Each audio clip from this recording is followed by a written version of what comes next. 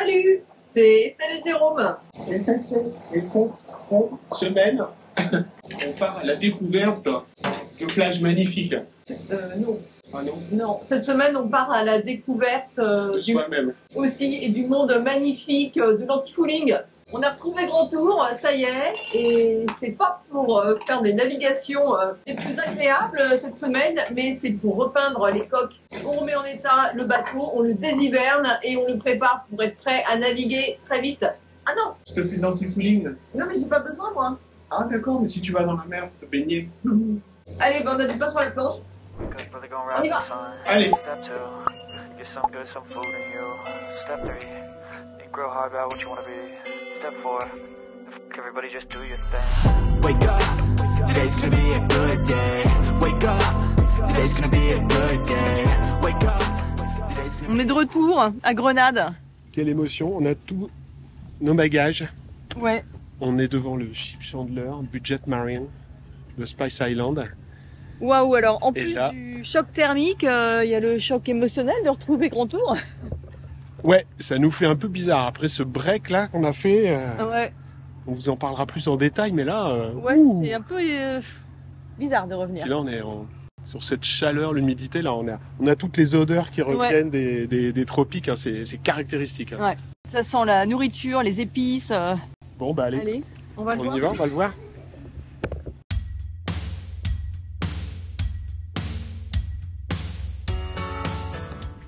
Et voilà la bête.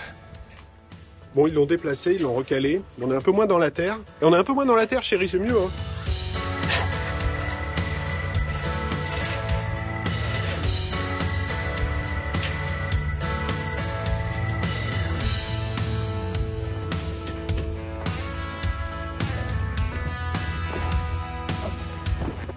Oh la vache, il est dégueulasse. C'est dégueulasse. Ah, les petites plantes, il y en a une sur deux qui a survécu. Hein. L'aloe vera, il n'a pas aimé, je pense.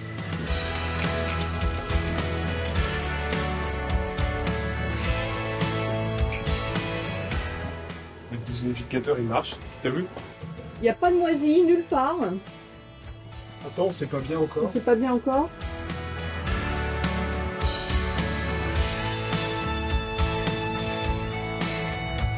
Ça sent bon. Bon, on va pas dire qu'il fait frais hein, quand même. Hein.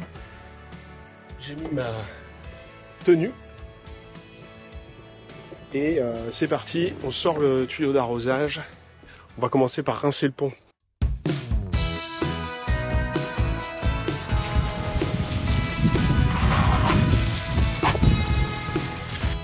Bon, de passer un petit coup de jet partout. C'est pas mal parce que ça permet aussi de refaire une petite vérif de tous les points.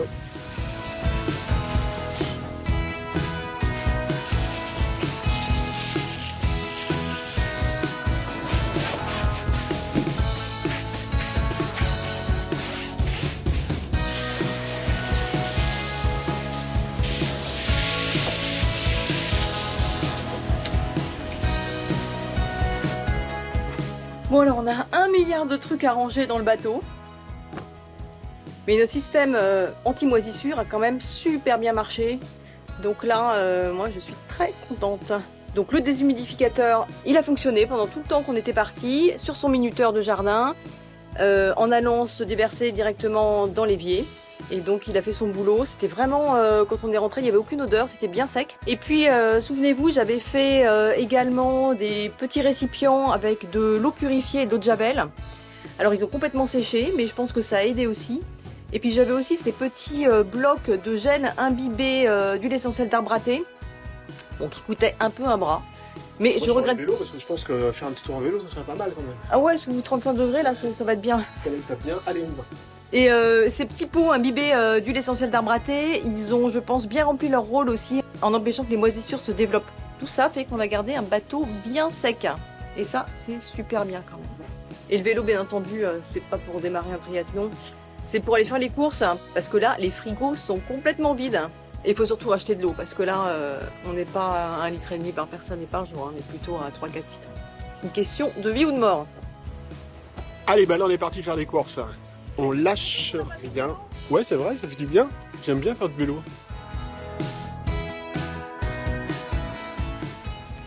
ça monte là. Il n'y arrive pas, je sais pas changer de vitesse.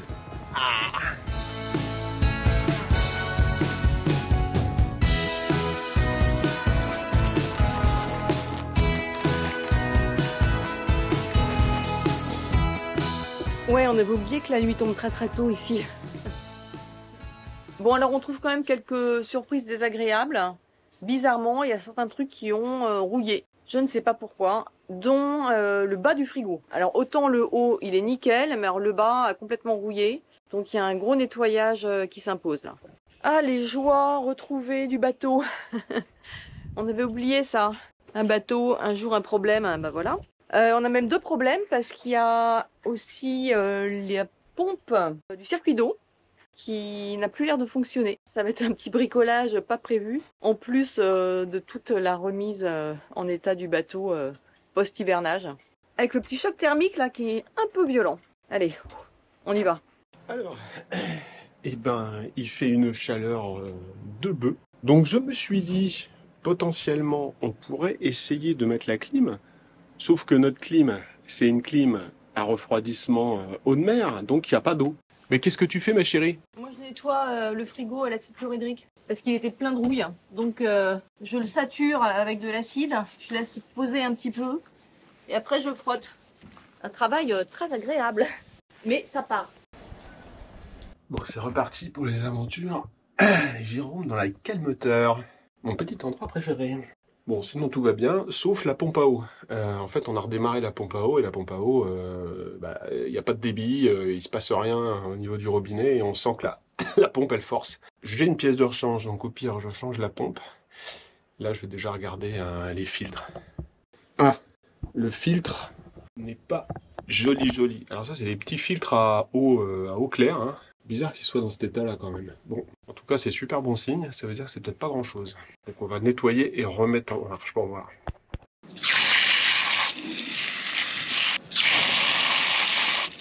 Bon, on va remonter ce filtre. Là, c'est que des raccords rapides, donc c'est quand même assez pratique à mettre. Hop, allez, essai. Ça se trouve, je me suis emballé là, j'ai sorti tous les outils. Et il n'y a que le filtre à faire. J'avais même la pièce de rechange. Ça, j'avais prévu une pièce de rechange de pompe à eau parce que si on a un problème d'eau, on ne peut plus avoir accès à l'eau à bord et ça peut être problématique quand même. Ça a l'air pas si mal. La pompe fait de nouveau un bruit normal. Bon, c'était toujours pas satisfaisant la connexion. Donc je viens de refaire un essai avec un autre moteur que j'ai mis ici. Et ça marche exactement pareil. C'est-à-dire ça marche pas super. Par contre, je viens juste de refaire la pression dans le ballon qui est ici. J'ai mis une petite pompe. J'ai remis un petit peu en pression le ballon. Une petite pompe comme ça, avec un manomètre. Ça me permet de regonfler mes pistons d'amortisseur de VTT. Et du coup, c'est pratique parce qu'il y a la pression dessus. C'est regonflé, tout est remis en position, c'est tout nickel. On va essayer maintenant. Alors, test cuisine. Bah voilà, un bon débit. Tu es contente? Ouais, je suis contente. Opération pompe à eau. Donne. Donc j'avais aussi coupé l'alimentation des moteurs pour économiser de la batterie. Donc maintenant, je vais reconnecter les batteries. Ici. Tac. Donc on. Elles sont remises en service.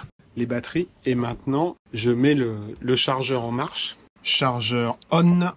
Et là, on va vérifier si les batteries chargent bien. Je les avais déjà mis un petit peu tout à l'heure. Donc là, engine 13.7 et la seconde 13.7. Donc c'est parfait, les batteries sont bien en charge et le fait de les avoir déconnectées, je pense qu'on les a bien sauvegardées. Tout à l'heure, quand j'ai rebranché toutes les batteries, elles étaient un petit peu au-dessus de 12,6 volts, les deux batteries. Donc ce qui veut dire qu'elles n'ont pas du tout souffert, elles ne sont pas descendues non plus en charge. Donc là, remise en marche, et là, on les recharge à fond pour être sûr de bien démarrer quand on va être dans l'eau.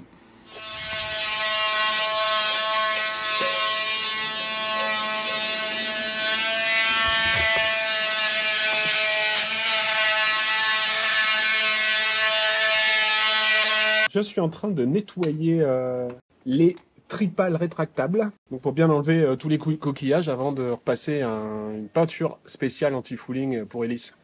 Et il faudra changer les anodes aussi. Et après, il faudra changer les anodes. Il y a celle-là à changer, et puis celle-là, il y a à peindre l'embase. Donc il faut tout bien nettoyer. Ça a déjà été karchérisé, mais pas suffisamment. Bon, et moi je vais nettoyer la ligne de flottaison avec du produit anti-rouille, encore une fois mon bon vieil acide, parce que demain on mettra le scotch pour pouvoir peindre proprement avec l'anti-fouling. Bon, on s'est occupé chacun d'une coque. Maintenant, on va échanger. La première journée de retour sur Grand Tour est rude, hein. On n'arrête pas. Alors, la vie de chantier? Ben, je regarde, ça fait beaucoup de bruit. Juste leur petite machine. Bon, c'est pas ce qu'il y a de plus agréable dans la navigation, hein. La vie de chantier. Voilà, il fait super chaud, super humide. Je suis bouffée par les moustiques malgré les produits divers qu'on essaye sur nos corps. Et on vit au milieu des outils. Mais bon, c'est nécessaire. Donc on va bien remettre Grand Tour au propre, à neuf, avant de le remettre à l'eau. Alors ce matin, je fais un petit bricolage qui est cosmétique, mais pas que. J'enlève les vieilles bandes d'antidérapant sur les marches et je les remplace par du tout neuf pour que ce soit tout beau. Bon, et le truc avec les catamarans, c'est qu'il y a 2 coques, donc il y a 2 escaliers à faire. Allez, c'est reparti.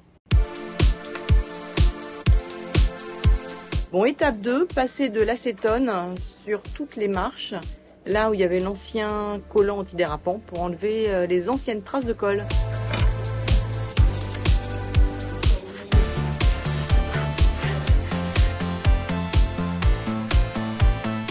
Et voilà, il est tout beau. Là, je fais la petite finition. Les endroits que j'ai pas pu avoir tout à l'heure. Je s'appliquer l'anti-fouling sur le lit. J'ai enlevé l'anode. L'anode, elle était complètement bouffée, hein. Ça va être nickel. Ça va être comme du neuf, super top. Je crois que Jérôme a un fan club. Salut. Tu t'attaques au dur, là? Je vais aller poncer un peu parce que alors là, je viens de poncer un petit peu et en fait, on va se partir dans le prochain lac. Donc là, comme ça, il va être prêt. Il fait 35 degrés, tu vas être bien, là? Avec le soleil. On est parti.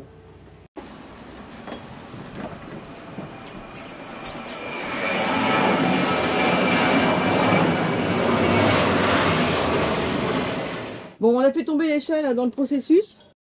Je sais pas comment on va redescendre du bateau. C'est pas une mince affaire, hein, ce dinghy. Il y aura un petit peu de nettoyage aussi.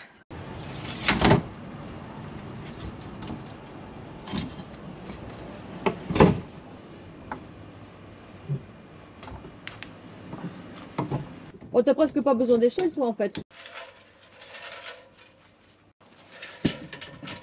Ils nous ont enlevé le kata qui était juste derrière nous. C'est dommage, ça nous fait de l'ombre.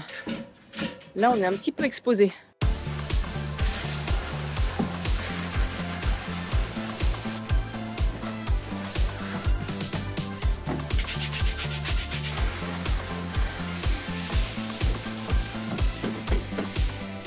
Bon, ce matin, on a réinstallé le dinghy et son moteur à leur place, ce qui nous permet de libérer de l'espace de circulation sur le bateau et c'est quand même beaucoup plus agréable. Et programme du jour, ça va être essentiellement du ponçage. Dernière finition sur la coque avant de peindre, on verra quand on s'y met, cet après-midi ou demain. Bonne nouvelle, l'aloe vera a repris. Il avait une drôle de couleur quand on est arrivé et là il est en train de reprendre sa teinte verte.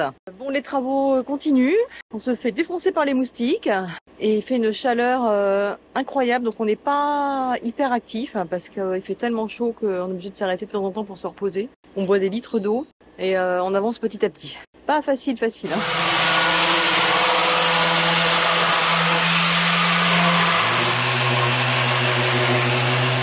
Passe un petit coup de polish où il y a des taches. Montre-moi ton visage. Tout va bien normalement. Je crois qu'il est temps qu'on arrête là ce soir.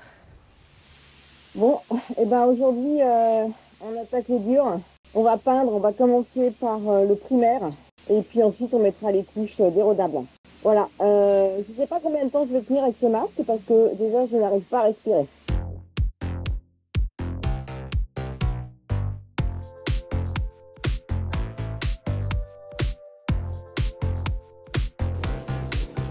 toutes les 5 minutes, faut quand même enlever le masque pour respirer parce que... Salut. Ah, ok, tu m'entends? Ah ouais, on étouffe hein, quand même. Hein. Ouais, on respire pas très bien là. Ouais. Mais bon, quand on l'enlève, on respire les vapeurs de peinture hyper toxiques, alors c'est pas vraiment mieux. Donc ça avance bien. Ouais, ça avance bien.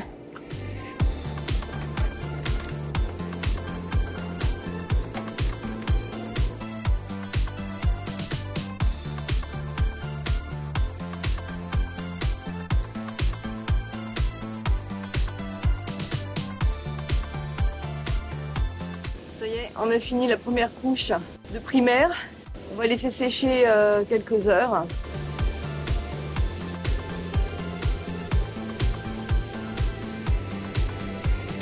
L'application de cette première couche, elle est sèche, de primaire.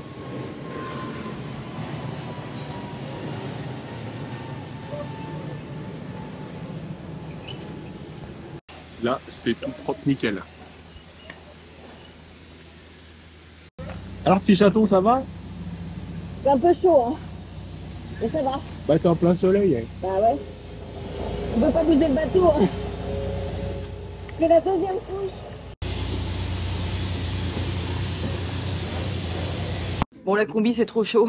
J'ai dû l'enlever. Et là, il y a un monsieur qui est passé tout à l'heure et qui m'a dit qu'il fallait mettre des lunettes parce que la peinture était irritante pour les yeux. Mais le problème, c'est qu'avec ce masque-là, il monte trop haut et les lunettes tiennent pas.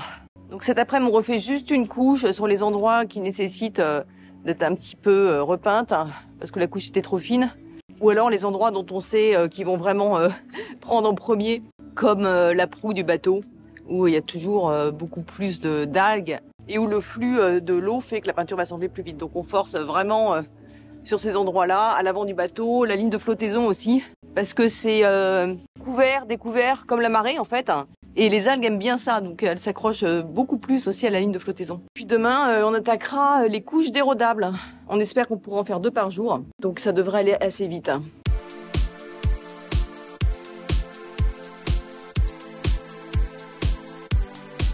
On est obligé de respirer par la bouche hein, avec ces masques.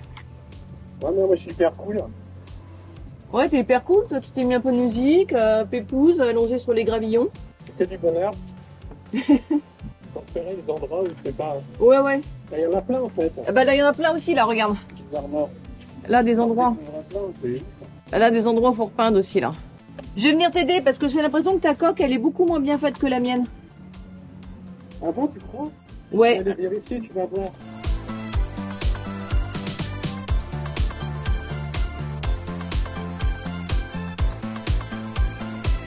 Ouais, parce que là, vous n'avez pas la chaleur ni l'odeur hein, qui se dégage de cette peinture, hein, qui est un mélange de white spirit, d'acétone, enfin de trucs où on sent que c'est pas très bon, quoi. C'est pas très bon pour la planète non plus aussi, tous ces produits. Hein. Ouais, c'est pas très écolo, hein, la voile, hein, faut pas croire. Hein. Non, là on fait pas dans l'écologie, entre les déchets, les polluants dans la peinture, bonjour. Hein. Ouais, parce qu'un anti-fouling écolo, c'est un petit peu le Graal des plaisanciers. Hein. Tout le monde cherche, mais personne ne trouve. Hein. Donc, il y en a qui essayent avec des plaques de silicone, qui essayent avec des peintures à base de cuivre, qui sont naturellement antibactériennes et anti-prolifération. C'est pas trop mal le cuivre, mais bon, c'est plein de... c'est toxique aussi. C'est toxique aussi, c'est pas génial non plus. Le but de tout ça, c'est d'empêcher que la vie se développe sur les coques. Hein. Donc forcément, ce ne sont pas des produits très éco-friendly. On avait vu dans un salon nautique une fois une sorte de petite moquette qui se collait. Et comme c'était plein de petits poils, en fait, ça empêchait que les trucs s'accrochent, mais ça marche pas. Ça marche pas parce qu'on l'a jamais revu le gars. Donc je pense que si ça avait été une innovation géniale, on l'aurait vu partout. Donc si quelqu'un a une super idée et a développé un produit écologique et qui empêche la vie sous-marine de se fixer sous les coques, eh bien je pense qu'il y a un vrai créneau à prendre. Vous allez faire fortune. Notre piège à rats, ça a marché, hein? Il n'y a pas de rats sur le bateau. Non, il n'y a pas de rats dedans là, donc... Bon, faut qu'on change la chaîne aussi peut-être. Hein. Ah ouais. Parce qu'elle est dans un état... Ouais, la chaîne, elle a pris cher en notre absence. Et en fait, les anneaux sont en train de se délaminer, quoi, de se désagréger. Ça perd des couches de métal. C'est de la rouille, hein, tout simplement. Mais là, ça part en morceaux, quoi. Donc c'est un peu crucial quand même sur un bateau d'avoir une chaîne solide. Hein. Si tu veux dormir.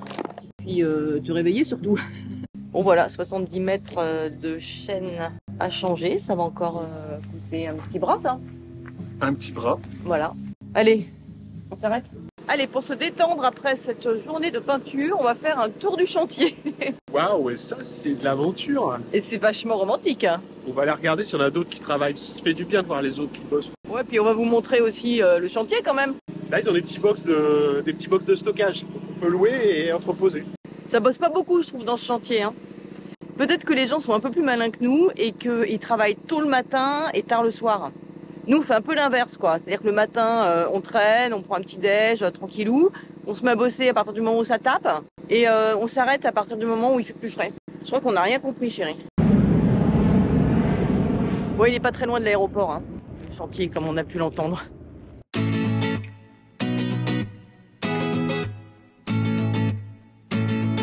Et voilà, la sortie est là-bas. Si on arrive à s'en sortir. C'est là qu'il faut qu'on parte. Et là, on voit la mer. Et on avait quasiment pas vu la mer depuis qu'on est arrivé. Ah ouais, non mais... Ça fera bientôt une semaine qu'on est là, on s'est pas baigné, on n'a pas vu la mer. On va aller voir la mer quand même. Allez, je pense que dans une petite semaine, on y sera. Bon, bah il est plutôt calme ce chantier. Et c'est pas plus mal, hein, parce que, étant donné qu'il n'y a que 2 douches, je me dis que s'il était plein, ce serait un peu l'enfer. On n'a pas trop de copains non plus. Oui, bah au moins comme ça, ça nous évite d'aller prendre des apéros 4 fois par jour et au moins on bosse. Ouais, c'est pas faux. Les copains, on les retrouvera après, une fois qu'on aura fini de travailler, que le bateau sera à l'eau. Ce sera après l'amusement. Voilà. Bon, ce matin, on attaque le dur. Hein. Il est même pas encore 7 heures. On a décidé de se lever tôt et de profiter de la relative fraîcheur, enfin relative, hein, pour commencer les premières couches d'antifouling érodable. Allez, bah il n'y a plus qu'à.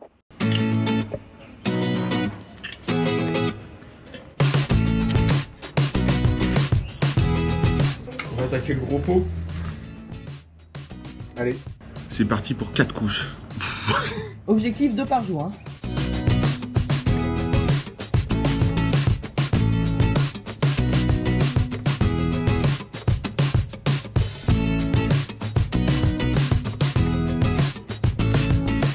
Donc là, cette peinture, elle sent encore beaucoup plus fort que la précédente. Elle est très toxique. Et il faut mettre ça en couche très épaisse. Le gars nous avait dit, vous aimez le Nutella? Bon bah c'est pareil, quand vous faites une tartine. Donc ça part super vite, là on recharge les rouleaux les 30 secondes, mais il faut mettre ça en couche super grasse. C'est bien gras, il y a une bonne épaisseur et après on peut contrôler l'épaisseur qui est donnée.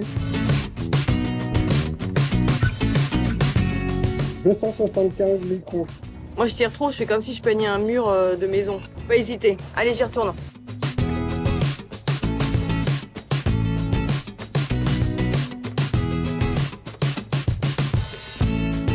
Ça y est, on a fini la première couche d'antifouling érodable. Bon, on l'a fait très épaisse, donc je pense qu'on ne pourra faire que 2 couches. On n'aura pas assez de peinture sinon. Mais bon, je pense que c'est 2 couches qu'en valent 4. Hein. Voilà. Donc là, sur le pot de 20 litres, on a utilisé comme une belle partie. Hein. Ouais. Donc je pense une couche derrière, c'est bon. Hein. On fera 2 couches et il y aura une épaisseur suffisante. De toute façon, on a vérifié. 250 on était, ouais. On en a partout. Bon, moi, je me suis nettoyée au Wet Spirit, hein, ce qui est génial comme gel douche. Allez, on va faire une bonne pause d'au moins 3-4 heures, le temps que ce soit bien sec. Et puis, on reprendra tout à l'heure.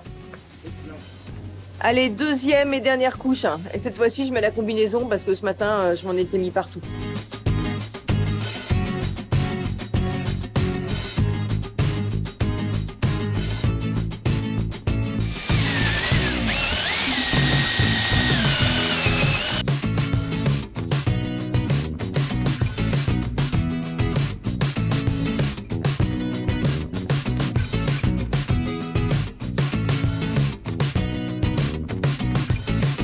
Bon, finalement, j'ai dû enlever la combinaison au bout d'1 heure parce que ça devient tellement chaud, je suis littéralement trempée en dessous. Et ensuite, ça sert à rien parce qu'en fait, ça protège pas quand il y a des taches de peinture qui tombent sur la combi. Et ben, ça tombe aussi sur la peau. L'intérêt, je vois pas trop. Vous êtes peut-être demandé, mais comment on fait pour peindre sous les berres? Parce que le bateau il tient dessus et forcément, ça peut pas être peint. Et ben, c'est simple. Et à un moment, on les bouge et on repeint à côté ce qui n'a pas été peint. Ça y est. Les 2 couches sont passées, il nous reste quasiment plus de peinture, donc on va se dire que 2 couches épaisses valent mieux que 4. Mais bon, on peut dire qu'on a fini. Youhou! Alors petit conseil, si vous pouvez le faire faire, faites-le faire, franchement, parce que c'est super crevant, super dur. Nous, on l'a fait nous-mêmes parce que on a déjà fait faire le sablage, ce qui nous a coûté à peu près 700 $. La sortie de l'eau du bateau, c'est autour de 800 $. Le bateau à sec, c'est à peu près 1000 $ par mois. Les produits, c'était 1500 € et encore, on a eu un super prix. Et je compte pas l'équipement de protection. Donc voilà, le carénage, c'était déjà une grosse somme. Donc on a décidé de faire nous-mêmes la peinture pour économiser un peu. Mais voilà, si vous pouvez vous le permettre, faites-le faire. Alors en revanche, si vous faites faire l'anti-fouling, vous n'aurez pas ce moment super satisfaisant de l'enlevage de scotch de masquage. Ladies and gentlemen, c'est le moment le plus important de la vie en bateau. C'est d'enlever le scotch une fois que tu as terminé l'anti-fouling. La fameuse cérémonie du scotch. J'ai bu une goutte de coca pour arrêter ça. Waouh. Waouh. Et on est parti? Ouais. Parce que ça, dans les trucs satisfaisants, c'est satisfaisant. Waouh.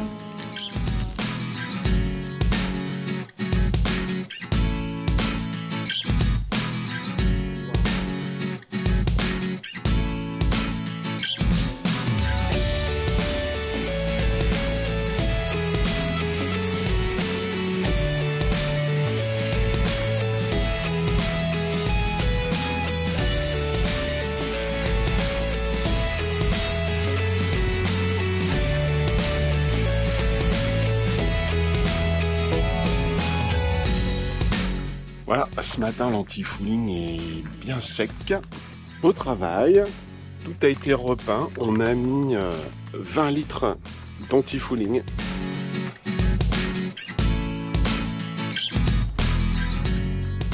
On a refait aussi les hélices, changer les anodes.